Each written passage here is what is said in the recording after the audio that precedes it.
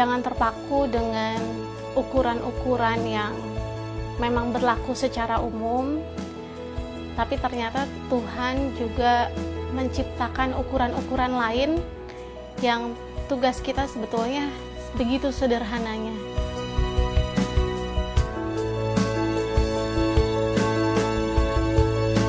Kita dibekali hikmat bahwa ternyata semua hal itu bisa dilalui dan segala masalah itu hanya bersifat sementara. Yang terganggu adalah imunnya nih. Sistem imunnya nggak ngerti kenapa menyerang trombosit. Mendefinisikan trombosit sebagai sesuatu yang harus dieliminir. Kita cek di situ. Limited but limitless ya. Jadi ya mungkin ini ya refleksi dari perjalanan saya dengan trombosit yang sehari-harinya 8.000, terus bahkan seringkali juga turun drastis ke 3.000, 1.000, 0 juga pernah.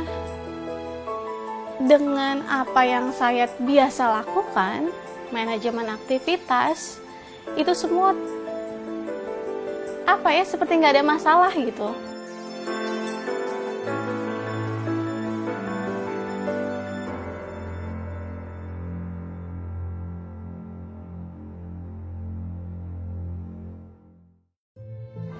Hanya kalian sendirilah yang dapat merasakan apa yang sebenarnya bermanfaat bagi tubuh kalian. Juga jangan patah semangat dalam menghadapi penyakit ini. Ini bukanlah suatu penyakit, melainkan suatu keadaan di mana kalian harus tetap semangat dan terus berkarya di dalam menjalani kehidupan kalian sehari-hari. Tetap semangat.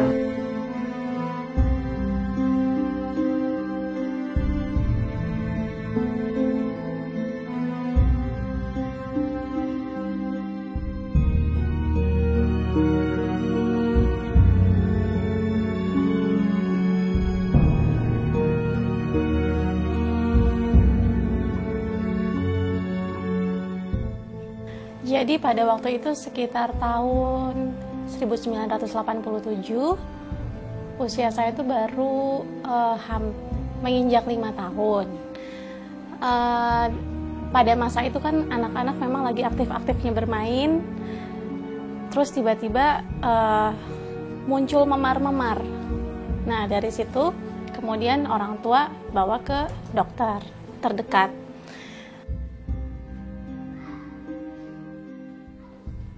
Terus awalnya nih belum ada diagnosa ITP, jadi hanya bilang bahwa jangan khawatir Bu, anaknya cuma dicubit setan. Nah jadi minum treatmentnya adalah minum vitamin C dosis tinggi pada waktu itu. Setelah itu baru karena tidak ada perkembangan malah berlanjut ke mimisan, akhirnya ke hematolog dan setelah BMP atau bone marrow puncture, pengambilan cairan dari tulang sumsum belakang, itu baru ada diagnosa bahwa ITP, tepatnya usia 5 tahun.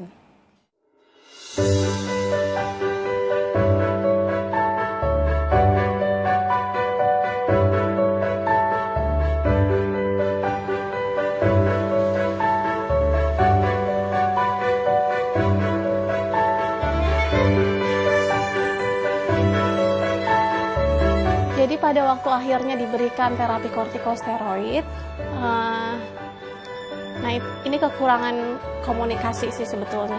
Dokter tuh tidak menyampaikan di awal, dan memang pada waktu itu orang tua tidak terlalu kritis ya, sehingga pada saat diberikan kortikosteroid dosis tinggi, kemudian efeknya langsung terasa adalah moon face. Jadi selain penambahan berat badan, bagian kepala dan bahu itu jadi menebal, tidak proporsional dengan bentuk tubuhnya gitu. ITP itu biasanya 3 minggu sebulan. Nah ini efek ini yang disebut dengan efek moon face. Itu biasa jika kita mengkonsumsi kortikosteroid. Efek yang paling terasa sih pada waktu itu kan memang baru masuk SD ya. Jadi di sekolah tuh dibully teman-teman. Dari yang dilempar-lemparin kertas, terus udah gitu lemparin pulpen, pensil, apa aja yang bisa dilempar, termasuk air minum. Ya, langsung diserahkan ke hematolog kan? Enggak. Oh iya. Nggak apa-apa juga kan, kita sudah terbiasa kan? Iya. Biasanya kalau nggak ngerti bisa minta bantu hematolognya untuk interpretasi gitu. Dok, ini gimana nih kalau hasilnya sekian-sekian, nanti beliau bantu nerangin gitu. Terus saya menganggap trombosit itu seperti anak kecil yang sedang bermain-main. Jadi dia bisa naik ke roller coaster, dan roller coaster itu bisa naik ke puncak, bisa juga turun ke dasar. Dan itu selalu mereka lakukan dari waktu ke waktu. Itulah trombosit pada ITP.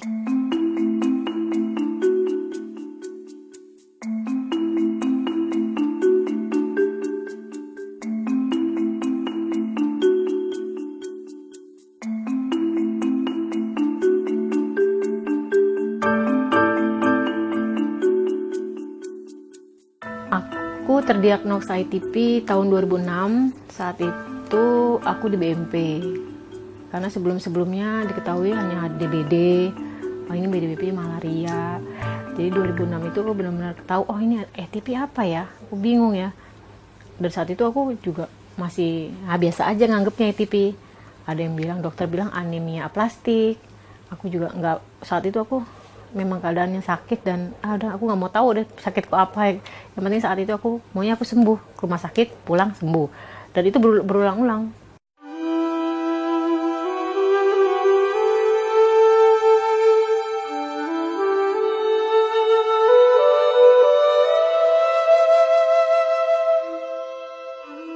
Waktu itu dokternya bilang kita kayaknya harus ngangkat limpanya, karena limpa itu biasanya menurut riset kalau limpa diangkat tuh trombosit bisa naik. Memang kebanyakan gitu, tapi benar juga. Pas di ruang operasi itu limpaku diangkat, sempat naik. Akhirnya dilakukanlah operasi besar-besaran di situ. Saat itu juga. Tadinya ada beberapa tahap. Operasi limpa dulu, nunggu dulu agak-agak 2 minggu, 3 minggu kering, baru operasi kista. Ini pelong aja sih, udah lah gitu. Duduk juga, iya, punya kekuatan. Jadi enak ya tadi ya. Jadi kasus Ibu T memang agak istimewa karena waktu itu dengan kista ovarium yang cukup besar sehingga memang sangat mengganggu mobilitas dari pasien. Jadi dia hanya bisa berbaring, duduk pun memang menjadi sukar. Waktu itu memang sempat terduga apakah itu suatu keganasan. Tetapi masalahnya yang lebih utama kasus dengan menderita ITP, yaitu keadaan di mana trombositnya memang selalu rendah. Nah, dengan trombosit yang rendah menjadi kendala untuk melakukan operasi. Pada kasus Ibu T sekali lagi beberapa kali dikoreksi trombositnya berhasil naik hanya misalnya 12.000. Idealnya operasi memang dilakukan dengan trombosit 50.000. Belajar dari kasus atau pengalaman yang sangat berharga dari penanganan kasus Ibu Tanti ini. Satu, memang pasien ini begitu baik sehingga memang kami nurse ketika itu tuh semuanya sayang sama dia, sehingga mungkin banyak orang yang berdoa ya, dan sangat sabar. Lalu kami sebagai pembedah tentu tim itu ingin melakukan yang terbaik kepada pasien.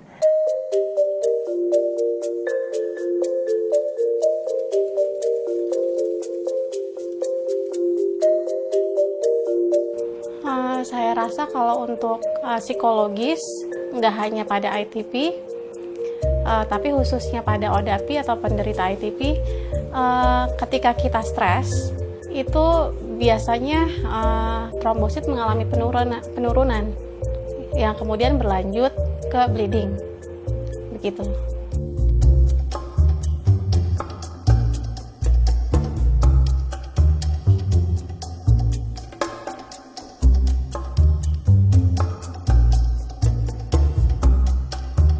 membiasakan untuk tidak punya tolak ukur yang sama dengan orang lain.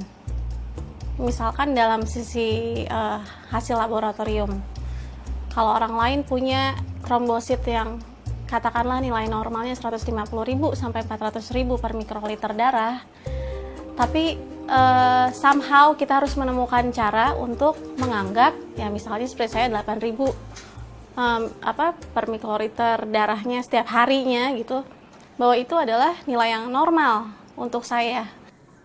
Ternyata kita tuh punya dibekali oleh yaitu akal ya, untuk menemukan strategi-strategi gimana caranya supaya dalam keadaan sesempit apapun kita mampu bertahan.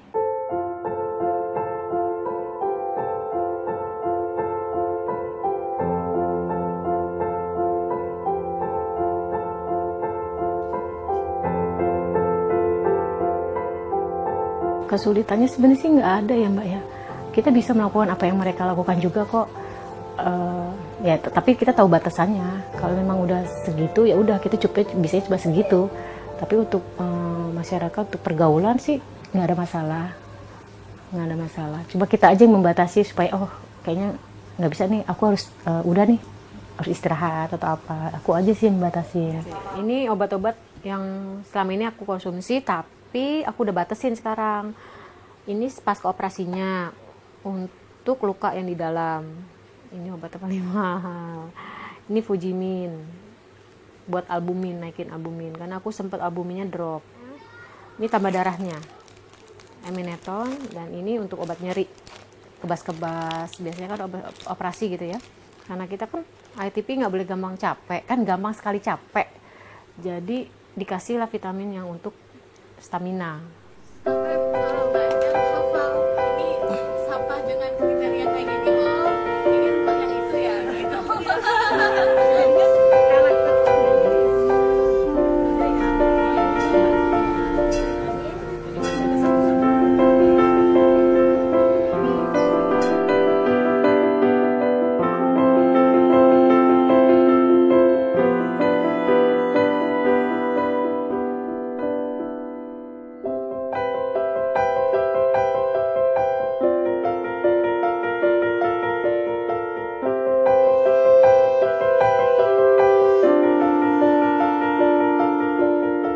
Yang kami lakukan adalah pendampingan dari ODAPI satu ke ODAPI lainnya, kunjungan, kemudian sharing gitu. Itu sih sampai akhirnya berkembang ke kegiatan-kegiatan seperti membuat pernak-pernik gitu dari material daur ulang, yang itu ternyata berhasil untuk mengalihkan fokus mereka dari yang tadinya sekedar ke angka-angka hasil laboratorium sampai dengan frustrasi karena obat-obatan berganti tetap aja kondisinya trombosit yang nggak naik-naik gitu, atau naik hanya ketika minum obat saja gitu. Tapi kemudian lama-lama terasa efek obatnya, yang itu juga makin membuat stres. Akhirnya lama-lama mereka bisa rilis, merasa peaceful. Apa kaitannya antara ODAPI dengan kegiatan-kegiatan lingkungan seperti ini?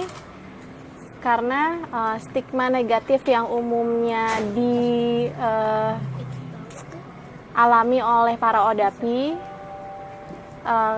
kemudian menjadikan mereka erat dengan perasaan tersisih. Melalui kegiatan ini mereka bisa melihat bahwa apapun yang tersisih sebenarnya punya, jika kita gali, kita kemas, kemudian menjadi sesuatu yang indah dan bermanfaat.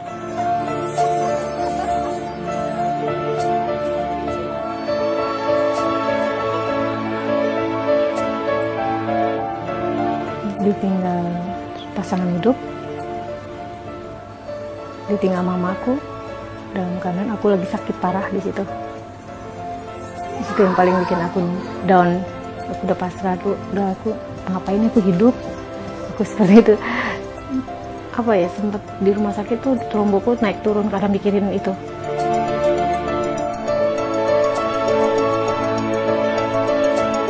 Ya ya aku coba aja pelan-pelan. Awalnya memang sulit banget buat aku tuh untuk keadaan aku seperti ini tuh sulit banget. Iya, kita akan mengunjungi salah satu Kodapi. Kebetulan beliau sendiri adalah seorang dokter, namanya Dokter Antike Evita Mulia. Gunanya untuk mengencourage mereka, membantu mereka menerima kondisinya sehingga tetap produktif dan berkarya.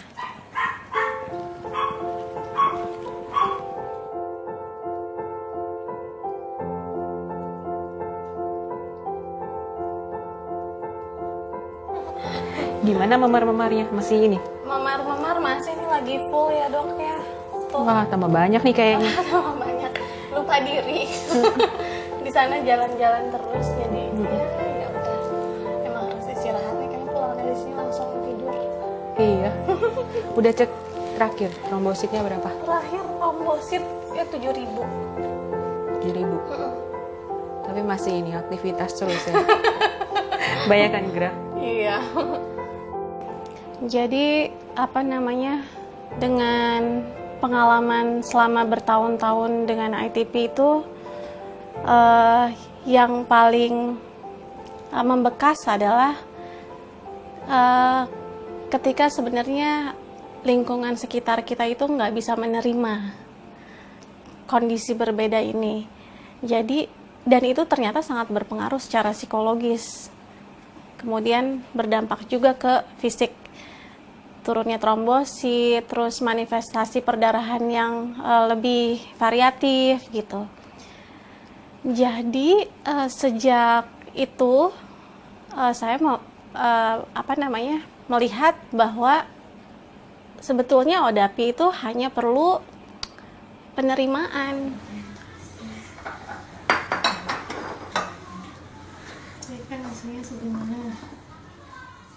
Ketika ketemu dengan para ODAPI yang lain, sederhana sekali yang dilakukan. Sebetulnya apa saja yang bisa membuat mereka merasa diterima.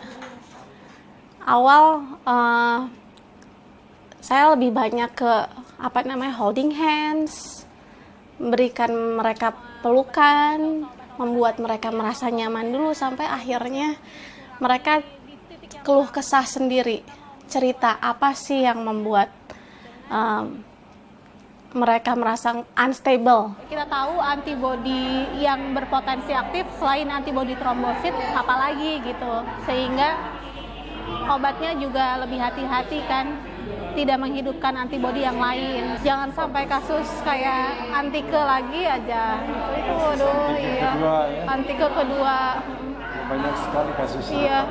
Itu soalnya waktu kulit punggungnya ngelupas itu mendampingi, jadi aduh mengerikan.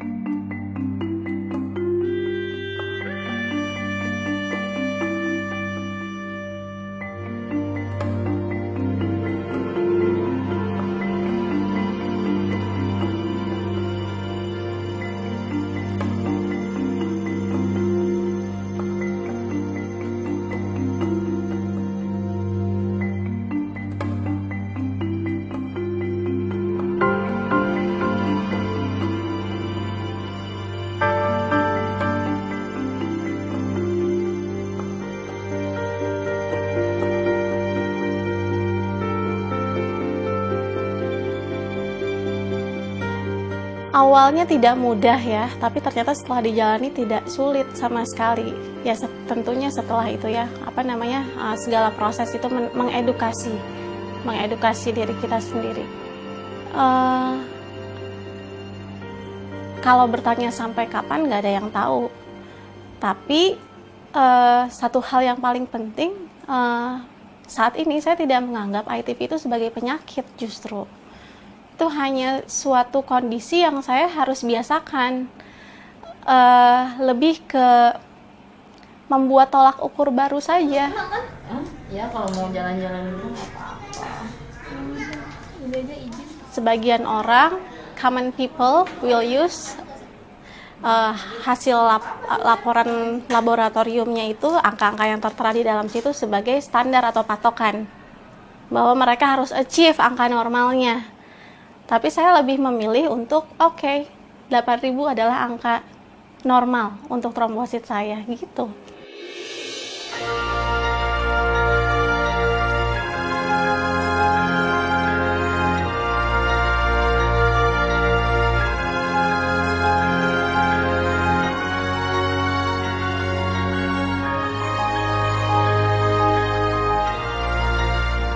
Ya udah, ITP mungkin itu bagian dari hidup aku, udah aku anggap teman aja deh. Dia mau seperti apa, ITP kita ikutin aja, yang penting apa ya istilahnya ya, kita ngejalaninnya yang penting enjoy aja sih Mbak, yang penting bahagia. Kuncinya sih sebenarnya itu.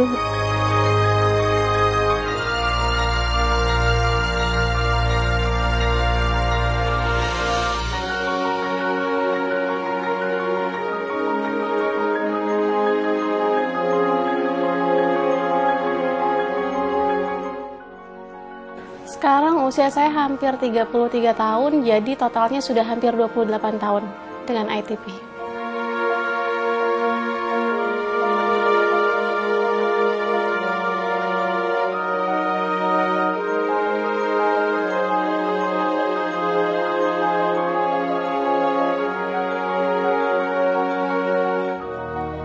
Pantang mati sebelum ajal.